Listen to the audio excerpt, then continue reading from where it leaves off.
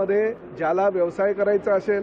महाराष्ट्रामध्ये जर रिक्षा चालवायची असेल, महाराष्ट्रामध्ये टॅक्सी चालवायची असेल तर त्याला मराठी यायलाच हवं। महाराष्ट्राचा परिवहन मंत्री म्हणून नाही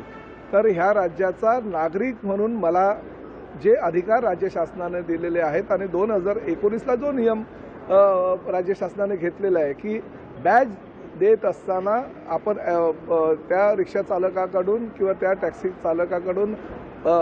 फॉर्म भरून घेत असतो, त्यामध्ये स्पष्टपणे नमूद केलेलं आहे की तुम्हाला मराठी प्रवाशांशी मराठीत बोलावं लागेल आणि ह्यामध्ये कुठेही कचराई होणार नाही। कुठल्याही परिस्थितीमध्ये ज्याला कोणालाही महाराष्ट्रामध्ये रिक्षा चालवायची असेल, टॅक्सी चालवायची असेल त्याला मराठी येणं अनिवार्य आहे। शौचालय आणि काही शौचालय आम्ही लोकांना दिलेली आहे चालवायला, ती सगळी महामंडळं आता ताब्यात घेणार आहे आणि 1 जूनपासून राज्यातील सगळ्या एसटी डेपोवर प्रसाधनगृहामध्ये जाण्यासाठी सर्वसामान्य प्रवाशांकडनं एकही रुपया घेतला जाणार नाही अशी घोषणा परिवहन मंत्री म्हणून मी आता कोल्हापुरातच करतोय, कारण निर्णय आम्ही घेतलेला आहे की प्रसाधनगृहामध्ये एकही रुपया आकारायचा नाही। तो